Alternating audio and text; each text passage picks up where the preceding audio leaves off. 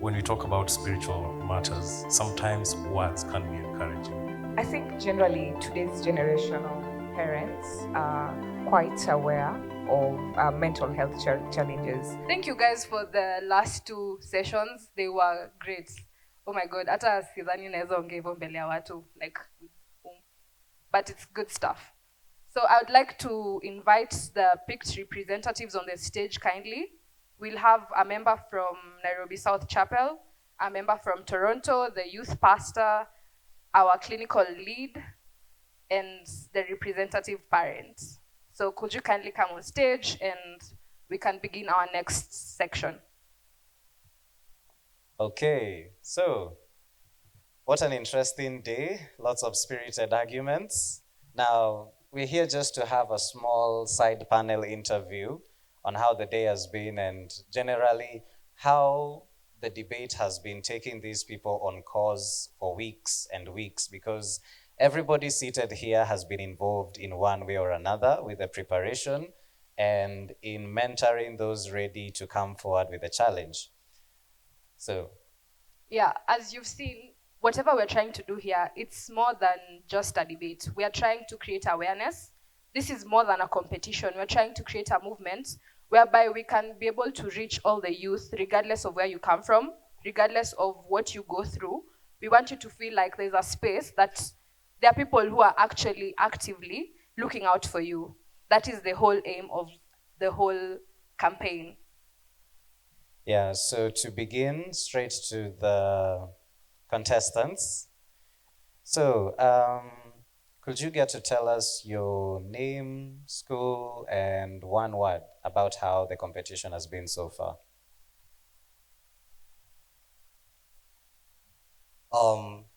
My name is George Kimani. I was formerly in Pioneer High School, but I've recently graduated from high school. And one word that used to describe the debate is that it's become very educative. Not many people really know about how mental health affects the youth in our society today. So I find that this debate has really put it into our minds that it's a serious problem that requires a serious solution. Yes. Hi everyone. My name is Millicent Nyangate. I am currently at the Kenya Medical Training College. And concerning the competition today, I would like to say that it's been an interactive session, and through such kind of sessions, they actually help in creating awareness to the youth, because when we are talking about mental health, most people do not really understand what mental health entails. They only know the top layers of what it really entails, and yet there are more serious conditions that really need attention, and you'll find that so many people are suffering from it without knowing they have it. Yeah. Thank you so much for that. And thank you. And on my left, I'd like to give an opportunity to our guests. Please tell us your name and one word from your different perspectives, because you all come here representing a different group. So I'd like you to just tell us your name and say one word of what this debate feels to you. Okay, good evening, everyone. My name is Jane Karaoke, and I'm a clinical psychologist. And one word for that, I would say it was fiery. I think one word that is it. Fiery. It was fiery. Yeah. Thank you. Good evening, everyone. My name is Mercy Adu. I'm a parent to one of the contestants who's up here debating. One word is engaging. I love the fact that the teens were actually given a topic and they had to spend time on it and research and all that. So they are engaging also their brains to actually defend the motion. Yeah. Thank you.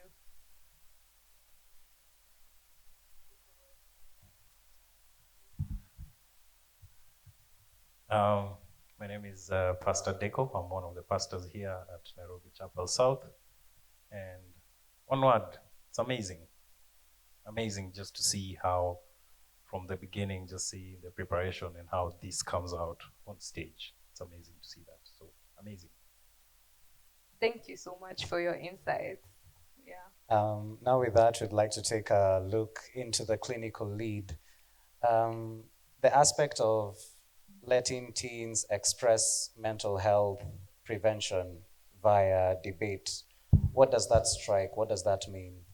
I think for me, the main why this is exciting and to listen from the teens themselves and the young people is that they will receive it more, because now even here as they were debating, we were talking about the various effects, the pornography and all those, and the depression, and they are hearing it from their fellow youth.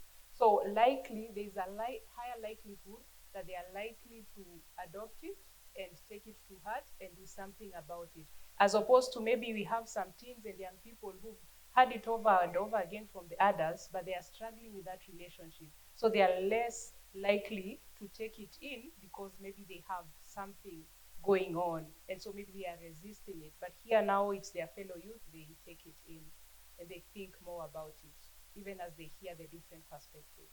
Another question to you. Could you briefly give us examples of early warning signs that teens go through, or the youth, that adults or parents or different people normally miss as warning signs? Okay. We would say maybe it's someone who they would start, maybe it can be food in terms of how they show up in the house. It will change. Generally, it will change. You might not be able to pinpoint one thing, but an adult will start noticing there's something changing about this teen or my teen or my son, my daughter. And then from there, afterward, you start noting maybe they are not sleeping well, they are saying less, they are eating less or more, and they are talking negatively about things. And those are some of that aspect that needs to be checked on. Okay, thank you for that. Quickly back to the contestants. When it comes to how the debate has been, mentally, emotionally, or in terms of study, how much has it drawn out of you, or how much have you learned from it?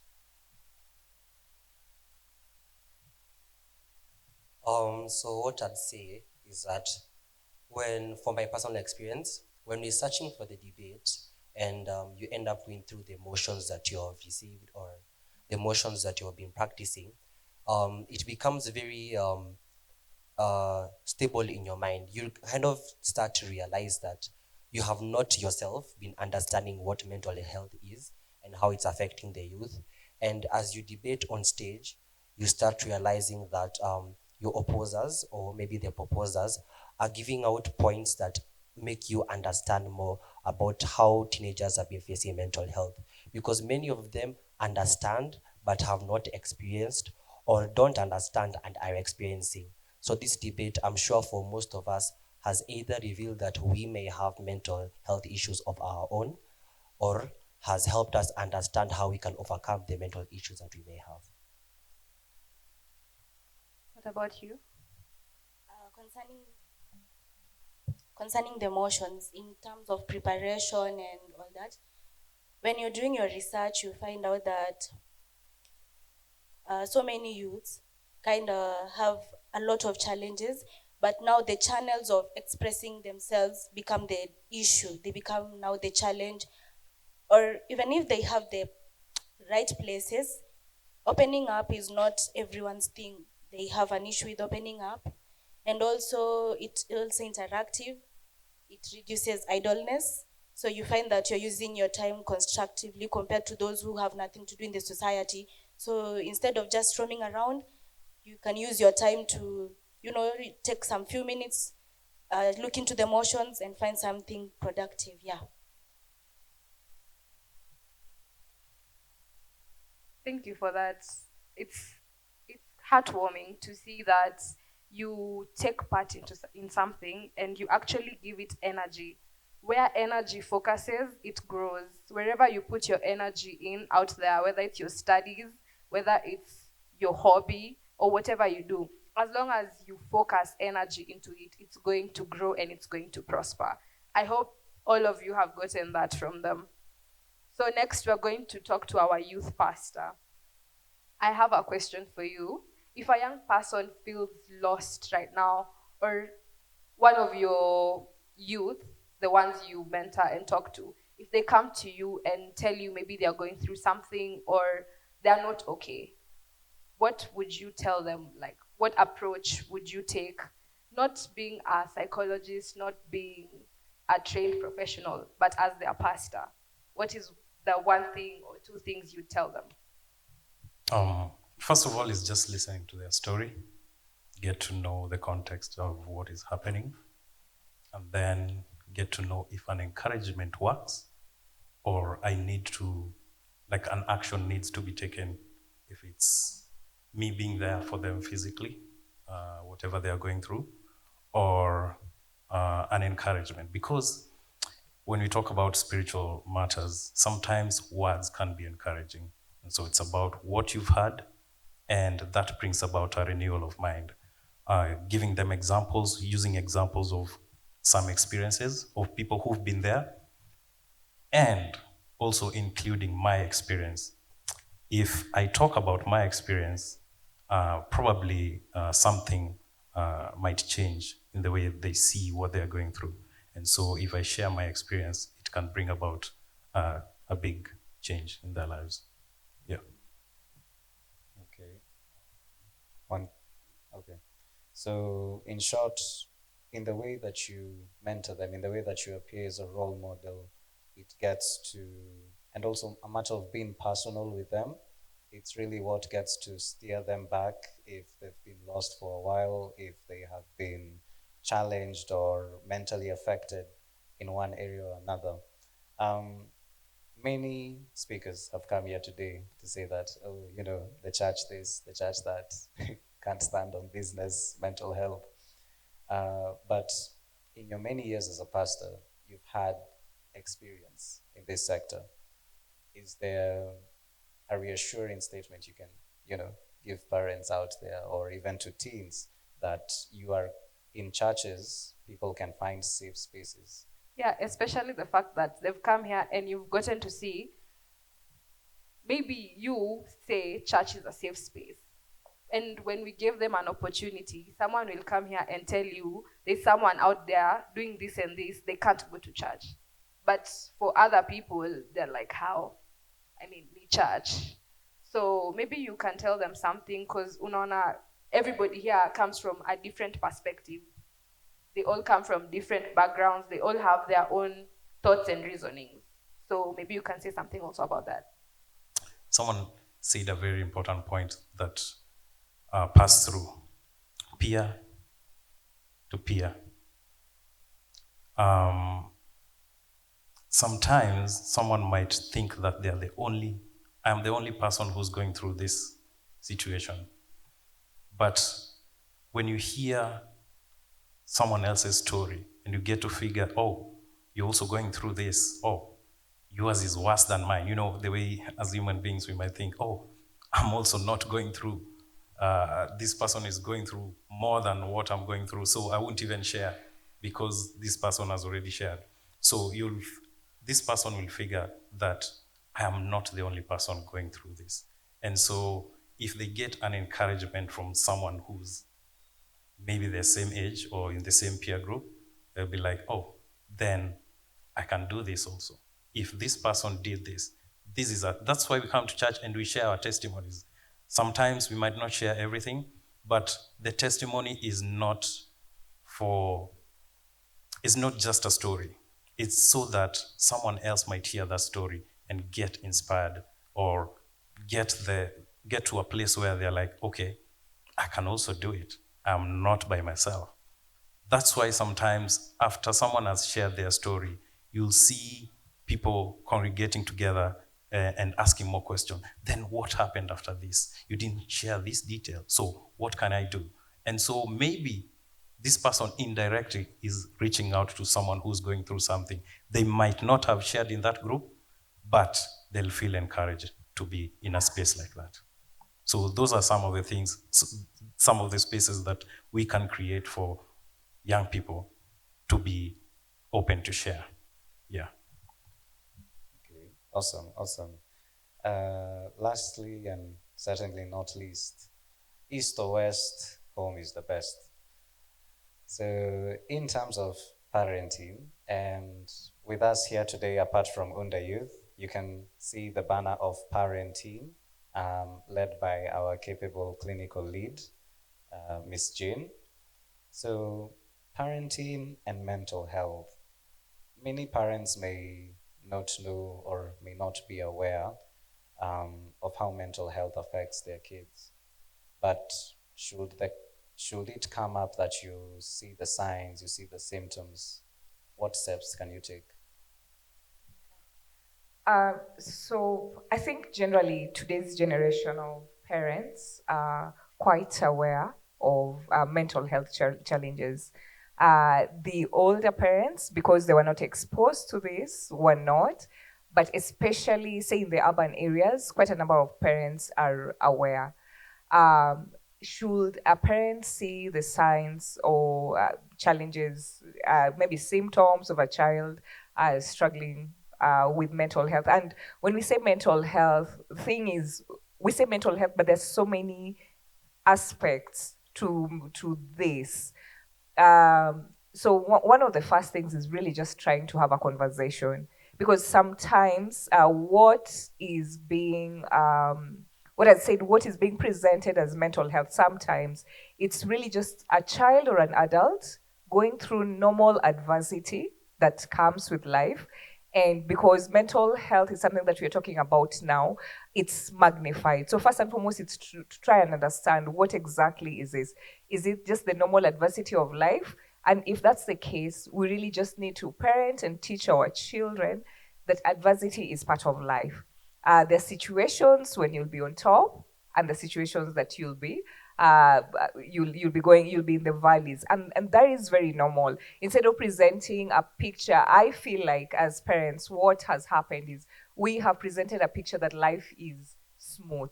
So now when our children find themselves in spaces that are difficult because they have not known difficulty, it all of a sudden becomes a crisis. So just how we parent, first and foremost, that's a very good way for us to make sure that our children understand. However, for the cases that are now actually a mental health challenge, and you'd be able to see, maybe all of a sudden your child is not interacting that much, keeping to themselves, or very angry, moody. There are very many ways. One, have people around them who can speak to them apart from you as a parent, because what I've found is sometimes they would rather be talking to someone else than their mother or father. So have someone they can have a conversation with. But also, it's very important for us to also embrace the aspect of therapy. Get the child on therapy. Have them have actually sessions with a professional, and not just a counselor, but actually a professional that will be able to help them through think through whatever it is and give them perspective. But most importantly, for me, most importantly, at the end of the day, with all these things, talk to God. Yeah. So, if I may ask just a quick one. Today we've had the youth, we've had your children talk here at the front and express their views from their research and what they believe. So, out of all those conversations, what stood out most to you as a parent?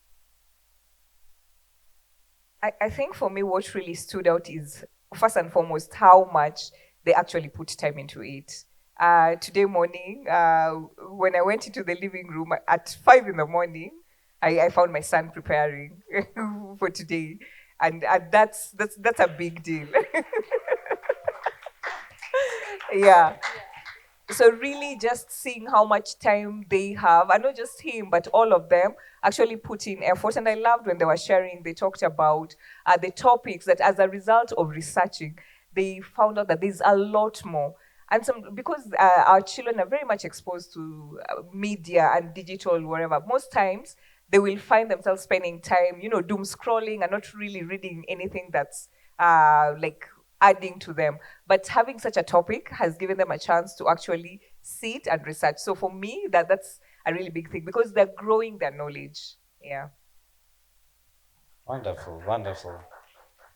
Now, as we get to conclude, you guys have had from their perspective, you've had your own research. what would you say, like, briefly, in 1 or 2 sentences, to teens out there who haven't had the level of exposure that you have?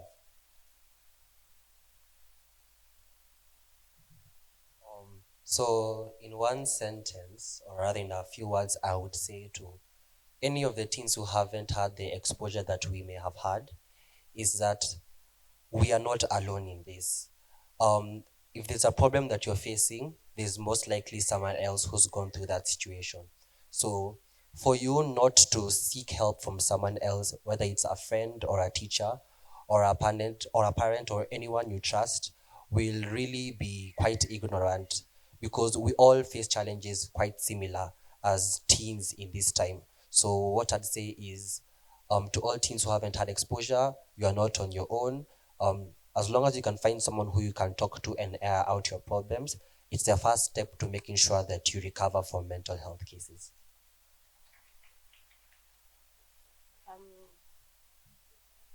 Just to echo, I would like to say that let us learn to open up. You never know where help comes from. You can find someone close, open up, because a problem shared is half solved. Yeah. Thank you for that. That's so beautiful. So, out of everything that we've talked about today, I hope you've seen that no matter where you are, whether you live in Karen, in Kibera, in Langata, it really doesn't matter. You're a human being, you have a brain. We all go through our own things, we all have our own issues. There's no issue big or small. For me, I might be depressed and I feel like I want to cut myself. There's someone else, their depression looks like not leaving their bed.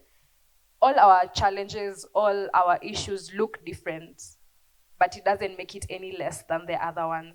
So I hope from today you've been able to learn that whatever you're going through, whether it's church, whether it's your mom, your dad, sometimes there's even therapy in talking to a stranger, not gonna lie. You just go out there, you meet a random person, you have a conversation, unamwachia shida zako tu, and you're like, uzuri simoni tena kesho. You see, like you've spoken it, imekutoka. Okay, so don't be scared. Whatever you're going through, even if they judge you, it doesn't really matter. It's your problem. Yeah. And with that, I hope we've actually gotten something from this. Yeah. Okay, thank you so much for joining us for that segment.